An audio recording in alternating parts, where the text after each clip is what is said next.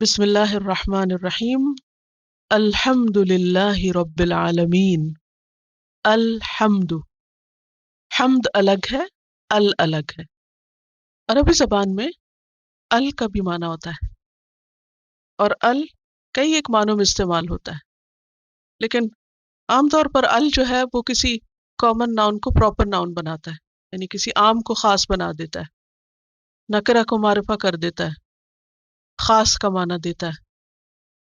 جیسے انگریزی میں دا کا لفظ، جیسے بک اینڈ دی بک۔ اور حمد جو ہے ہا میم دال، حمد، حمد کہتے ہیں تعریف کو۔ تعریف کے لیے ایک اور لفظ بھی استعمال ہوتا ہے، مدح، میم دال ہے۔ مدح کس کو کہتے ہیں؟ تعریف کو، جو عام طور پر کس کے لیے ہوتی ہے؟ مخلوق کے لیے ہوتی ہے۔ حمد اللہ کے لیے ہوتی ہے، لیکن مدح مخلوق کے لیے ہوتی ہے۔ عموماً لوگ بادشاہوں کی تعریف میں قصیدے لکھتے تھے، ہاں؟ تو دونوں میں تھوڑا فرق ہے۔ حمد کسی کے کمال کی تعریف کرنا ہوتا ہے، حمد صرف اس کے لیے ہوتی ہے جس میں پرفیکشن ہوتی، اور پرفیکشن صرف اور صرف اللہ کے لیے۔ اس لیے الحمد بھی کس کے لیے ہے؟ اللہ کے لیے۔ اور پرفیکشن کے ساتھ یہ کہ اس تعریف میں محبت اور تعظیم بھی ہوتی ہے۔ محبت کا معنی کیا ہے؟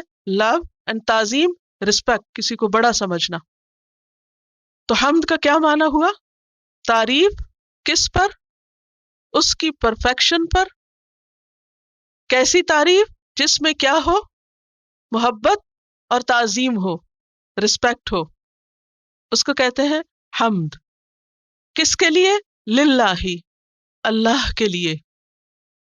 اب یہ جو للہ ہے، اس میں بھی آپ سامنے دیکھ رہے ہیں کہ لام الگ ہے اور اللہ الگ۔ عربی زبان میں حروف کے بھی معنی ہوتے ہیں، حروف میں لیٹرز، جیسے الف با تا تھا، آج آپ نے پڑھا نا، تو سب کے تو نہیں، لیکن بہت سارے جو لیٹرز ہیں ان کے بھی معنی ہوتے ہیں۔ تو لام کا مطلب ہے کے لیے، فور۔ اللہ ہی اللہ، اللہ کا لفظ جو ہے یہ الہ سے ہے، اور الہ کہتے ہیں معبود کو، جس کی عبادت کی جائے۔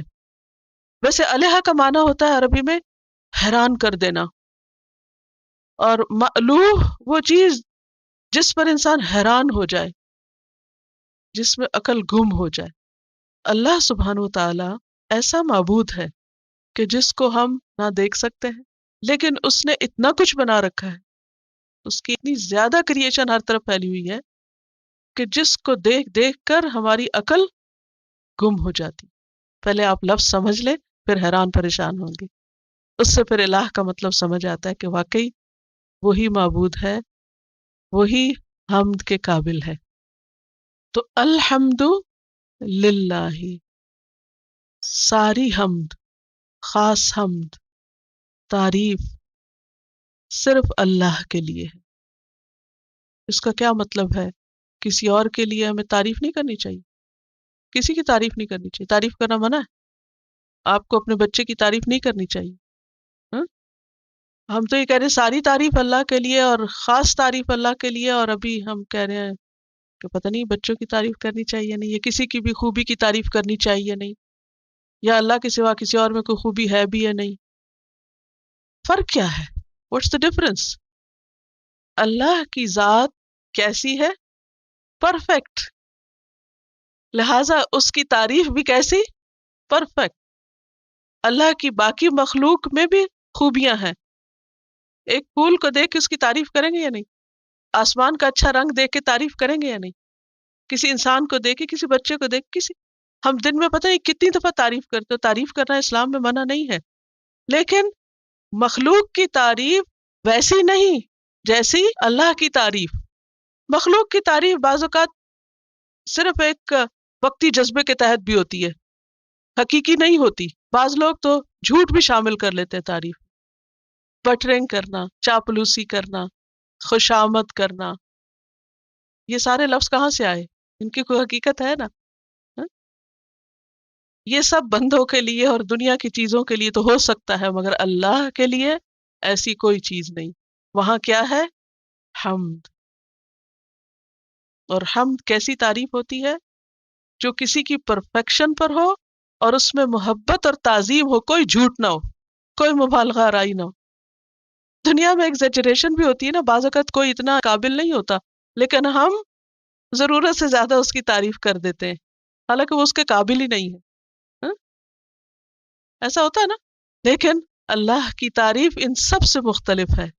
الحمد، سب تعریف، پرفیکٹ تعریف، جس میں محبت بھی ہماری شامل ہے اور تعظیم بھی شامل ہے، اور مکمل تعریف ہے جو کسی خوف کی وجہ سے نہیں، کیونکہ بعض اوقات انسانوں کی تعریف کس لیے کر دیتے ہیں؟ خوف سے۔ مثلا اگر آپ کو پتہ چلے کہ آپ کو مارے گا، یا جیسے بچہ، بعض اوقات بچوں کی میں اس لیے زیادہ باتیں کر رہی ہوں کیونکہ آپ خواتین ہیں زیادہ تر، یا گھر میں اگر آپ بڑی بہن بھی ہے تو ہو سکتا ہے چھوٹے بہن بھائی ہوں یا بچے ہوں، بچے سب کو پیارے لگتے ہیں، اس لیے وہ ہر ایک کو سمجھ آنے والی بات ہے۔ اچھا، بعض اوقات ایسا ہوتا ہے کہ آپ کو ڈر ہوتا ہے کہ بچے نے کوئی غلط چیز اٹھا لی ہے اور وہ پھینکنے لگا ہے، تو آپ اس کو روکنے کے لیے کیا کرتے ہیں؟ کتنے اچھے ہو تم تو کبھی ایسے نہیں کرو گے، لیکن اس وقت آپ ڈر کے مارے اس کی تعریف کر رہے ہیں تاکہ آپ اس کے شر سے بچ سکیں۔ اللہ کی تعریف ایسے نہیں ہوتی، کیونکہ اللہ تو الرحمن الرحیم ہے۔ تو الحمد للہ، پرفیکٹ تعریف، محبت والی تعریف، تعظیم والی تعریف، اس کی عظمت پر مبنی تعریف، سچی تعریف، حقیقی تعریف، ساری کی ساری تعریف للہ، بس اللہ کے لیے ہے، اور اس کے علاوہ کسی اور کے لیے ہے تو حمد نہیں ہے، مدح ہے، مدح، بس پریز ہے، سمپل سی پریز۔ مشکل یہ ہے کہ نہ اردو میں، نہ انگریزی میں، نہ دنیا کی کسی اور زبان میں حمد کے مقابل لفظ ہے ہی نہیں جو یہ معنی دے آپ کو سارا۔ آپ جائیے انگریزی کی ڈکشنری کھولیے اور پریز میں دیکھیے یہ سارا معنی پایا جاتا ہے جو حمد میں؟ نو۔ اردو میں تعریف، نو، بہت ہی پھیکا لفظ ہے تعریف۔ تو جب ہم صرف ترجمہ پڑھتے ہیں نا تو قرآن پھر اندر نہیں اترتا، وہ لطف نہیں آتا، پھر وہ ہمارے رگوں میں نہیں سماتا۔ اس لیے ضروری ہے الفاظ کی گہرائی میں جانا۔ What does it mean؟ حمد ہے کیا چیز جو ہم بغیر روح کے، بغیر سوچے، بغیر سمجھے بس کہہ جاتے الحمدللہ الحمدللہ الحمدللہ، اور نہ دل میں خیال آتا ہے کہ اللہ کی تعریف ہو رہی ہے اور نہ ہی کوئی دماغ میں چیز آتی ہے، اور بس صرف زبان بول رہی ہے اوپر اوپر سے۔ اب دیکھیں، تعریف کرنے میں مزہ آتا ہے نا، تعریف سننے میں تو خیر سب کو ہی آتا ہے لیکن کرنے میں بھی آتا ہے یا نہیں؟ جب آپ کسی اچھی چیز کو دیکھتے ہیں اور آپ خوش ہو کر اپنے جذبات کا اظہار کر رہے ہوتے ہیں، تو اسی طرح تعریف کرنا ہماری ضرورت ہے۔ قرآن کا آغاز اسی سے ہو رہا ہے، الحمدللہ۔ تو جب الحمدللہ آپ کہیں تو آپ کی آنکھیں، آپ کا دل، آپ کا دماغ، اور سب کے اندر ایک رسپیکٹ اور محبت اللہ کے لیے ہونی چاہیے۔ الحمد للہ، اور اللہ جو ہے یہ ذاتی نام ہے، اللہ سبحانہ وتعالیٰ کا، حقیقی معبود کا، الہ برحق کا۔ کیوں؟ کیوں اللہ کے لیے؟ کیوں؟ اس لیے کہ رب العالمین، وہ رب ہے تمام عالمین کا۔ اب یہاں پر آپ دیکھ رہے ہیں انالیسس کیا تو رب کا لفظ را با با ہے اس کا روٹ۔ تو رب یا ربو کا معنی ہوتا ہے تدریجاً نشو نما کرنا، گریجولی اینڈ سلولی کسی چیز کو پروان چڑھانا۔ اس کی مثال ہے جیسے ایک بیج سے درخت کا بننا، کتنا ٹائم لگتا ہے؟ ایک سیڈ ٹری میں کب کنورٹ ہوتا ہے؟ How much time it takes? اور ہم ایک دن میں کاٹ کے اس کو فرنیچر بنا لیتے ہیں۔ تو رب اس کو کہتے ہیں جو خالق بھی ہے، مالک بھی ہے اور مدبر بھی۔ رب کو عربی میں 3 چیزوں سے ٹرانسلیٹ کیا جاتا ہے۔ وہ تو پہلے جو میں نے معنی بتایا نا، وہ ڈکشنری میننگ ہے، لفظی معنی ہے رب یا ربو کا، لیکن رب کا لفظ جب اللہ کے لیے استعمال ہوتا ہے تو اس کا کیا مطلب ہے؟ خالق، مالک، مدبر۔ بس یہ 3 لفظ آپ نے رٹ لینے ہیں کیونکہ یہ بار بار آئیں گے، آگے بھی بار بار پوچھوں گی کیا معنی ہے رب کا، پھر آپ بھولے گا نہیں۔ خالق کا کیا مطلب ہوتا ہے؟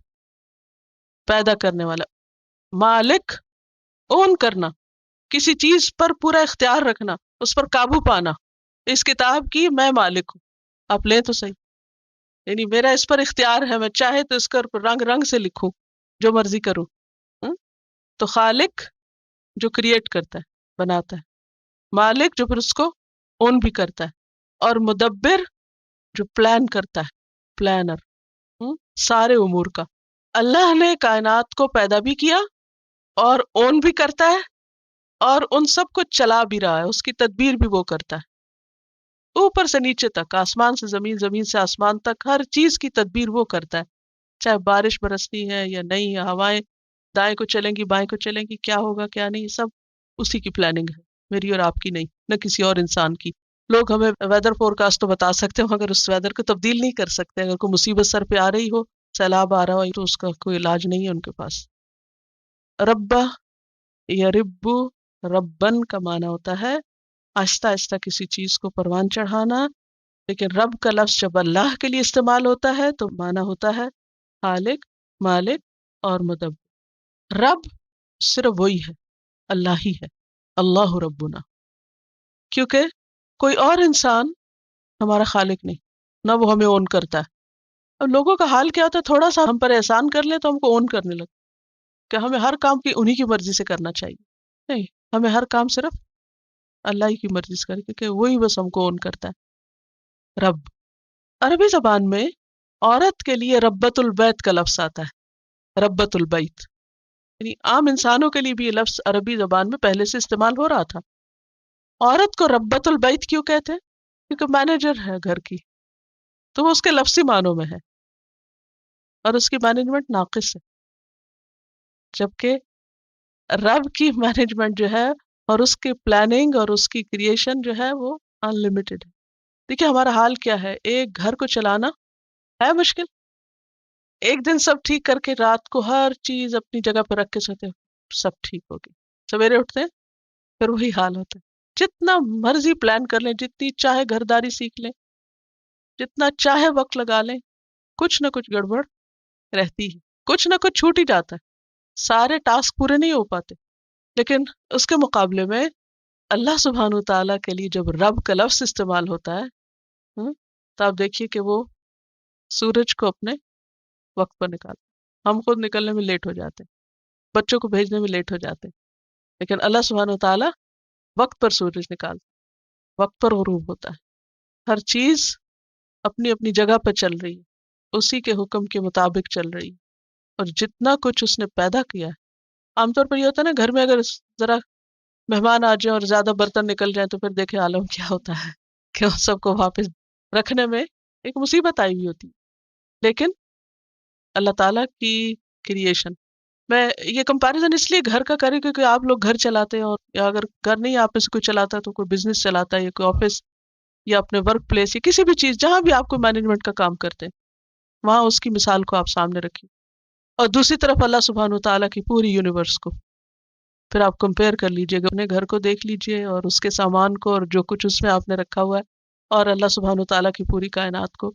جو بڑے سے بڑا بزنس مین کسی کا بھی سوچ لیجئے دنیا میں، اگر کوئی ہے جس کو آپ مجھ سے زیادہ جانتے ہوں گے، کہ اس کا بزنس ہم کتنے امپریس ہوتے ہیں، اتنا بڑا بزنس بلینز کا، اور عام طور پر لوگ مثال دیتے ہیں اس بل گیٹ، بتاتے رہتے ہیں کہ اب اتنا ہو گیا اس کے پاس اور اتنا، اور ایسے مینج کرتا ہے معلوم نہیں کیا کیا۔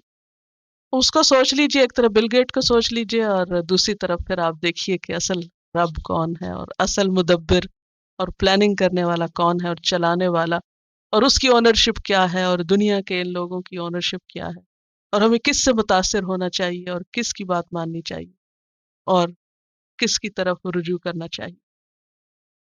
تو رب العالمین، وہ صرف رب کسی خاص جگہ کا نہیں، کسی ایک ملک کا نہیں، کسی ایک انسان کا نہیں، کسی ایک قبیلے نسل کا نہیں، بلکہ العالمین۔ اور العالمین، عالمین کیا ہوتا ہے؟ عالمین یہ العالم کی جمع ہے، اور اس کا جو بیسک سٹرکچر ہے وہ عین لام میم ہے، روٹ اس کا عین لام میم ہے، اور اسی سے لفظ علم بنتا ہے، اور علم کہتے ہیں نشانی کو، علم نشانی کو کہتے ہیں، اور عالم اسی سے نکلا ہے۔ ہر وہ مخلوق جو اللہ کے وجود اور اس کی معرفت کی طرف ہماری رہنمائی کرے۔ عالم کیا چیز ہے؟ ہر وہ چیز، اللہ کی ہر وہ کریشن، چاہے وہ ہمارا سیل ہی کیوں نہیں، چھوٹے سے چھوٹی چیز، یا کوئی سورج کو لے لیجیے، درخت کو لے لیجیے، آسمان کو لے لیجیے، اللہ کی کریشن کی ہر چیز کیا ہے؟ علم، جس سے ہمیں کیا پتہ چلتا ہے؟ کریٹر کا پتہ چلتا ہے۔ تو علم، نشانی جو ہمیں کریٹر کی طرف رہنمائی کرے، اس کی پہچان کرائے۔ تو اللہ کے سوا باقی ساری چیزیں کیا ہے؟ عالم ہے۔ کریٹر ایک ہے اور باقی ساری اس کی کریشن ہے۔ تو اس کی کریشن میں سے جو بھی کوئی چیز ہم کو نظر آتی ہے جس سے ہمیں اس کی پہچان ہوتی ہے یا جو ہمیں اس کی طرف لے جاتی ہے، ویسے تو ہر چیز ہی لے جاتی ہے، الگ بات ہم کو نظر نہ آئے، ہاں؟ تو وہ سب کیا ہے؟ عالم ہے۔ سمجھ آئی؟ کیا ہے عالم؟ عالم کا چلیے عالمین کا سنگولر کیا ہے؟ عالم۔ عالم کا روٹ کیا ہے؟ عین لام میم۔ عین لام میم سے علم بنتا ہے۔ علم کس کو کہتے ہیں؟ نشانی۔ آپ نے اردو میں بھی علم کا لفظ جھنڈے کے لیے سنا ہوگا، استعمال ہوتا ہے۔ وہ کس لیے ہوتا ہے؟ جھنڈا کیوں اٹھاتے ہیں لوگ؟ نشانی۔ بس اب یاد رہے گا آپ کو۔ تو علم، عالم، نشانیاں جس سے کیا پتا چلے؟ خالق کا پتا چلے۔ ہم؟ اور مراد اس سے کیا ہے؟ ساری کریشن۔ تو رب العالمین وہ جو خالق ہے ساری یونیورس کا، اس سب کو اون بھی کرتا ہے اور پھر ان سب کی پلاننگ بھی کر، اس کو چلا بھی رہا ہے۔ اب آپ دیکھیے، میرا سوال آپ سے یہ ہے کہ اللہ کی تعریف کیوں کی جائے؟ الحمدللہ کیوں؟ اس لیے کہ وہ رب العالمین، ہر چیز کو اس نے پیدا کیا، کسی اور نے کیا ہو؟ آپ کہیں گے نہیں، میں نے بھی فلاں چیز بنائی ہے، فلاں چیز لکھا ہے، میں کھانا بنا سکتی ہوں، میں کپڑا سی سکتی ہوں، فلاں بہت کریٹو ہے۔ یہ کتنا زیادہ استعمال ہوتا ہے، شی از ویری کریٹو، روز نئی نئی چیزیں بناتی، she is creative in making food, creative writing, creative پتہ نہیں کیا کچھ۔ تو انسان بھی کریٹو ہو سکتا ہے، کریٹو ہو سکتا ہے، مگر ناقص ہے، اس کی کریشن میں نقص ہے، اس کی کریشن اوریجنل نہیں ہے۔ ہم عموماً کریٹو چیز کہتے ہیں جو اوریجنل ہو، حالانکہ اوریجنل کچھ بھی نہیں۔ اگر کسی نے کوئی نئی ریسیپی ایجاد کر لی تو وہ جو انگریڈینٹس ہیں وہ کہاں سے آئے؟ وہ تو اس نے خود نہیں اگائے یا بنائے، وہ تو ریڈی میڈ ہی لی ہے نا چیزیں۔ تو صرف کسی چیز کو نئے طریقے سے مکس کرنے کا نام کریٹیوٹی ہو گیا، یا کوئی ایک نیا اچھوتا خیال لے آنے کا نام کریٹیوٹی ہے؟ نہیں، اصل کریٹر وہ ہے جو اوریجنیٹر بھی ہے، اور کریٹر وہ ہوتا ہے جو کچھ نہ سے کچھ بنائے، کچھ چیزوں سے کچھ اور بنا لینا یہ کریٹو ہونا نہیں ہے۔ میری بات سمجھ میں آ رہی؟ دنیا میں جتنے بھی کریٹر ہیں وہ دراصل اللہ کی کریشن کو اسمبل کر رہے ہیں، بس ان کو نیا نیا شکل دیتے، بس شیپ دیتے رہتے ہیں، اسمبل کرتے رہتے ہیں، کچھ سے کچھ ملاتے، کبھی ادھر ملا دیتے، پھر ان کو ادھر کہیں اور ملا دیتے، پھر کچھ اور بنا لیتے ہیں، بس یہ کچھ کر رہے ہیں۔ یہ کریٹر ہونا نہیں ہے، اور یہ کریٹو ہونا ایکچولی نہیں ہے۔ تو سب تعریف اللہ کے لیے، کیونکہ وہ رب العالمین ہے، ہر چیز اسی نے بنائی ہے، اس لیے سب سے زیادہ تعریف اسی کی۔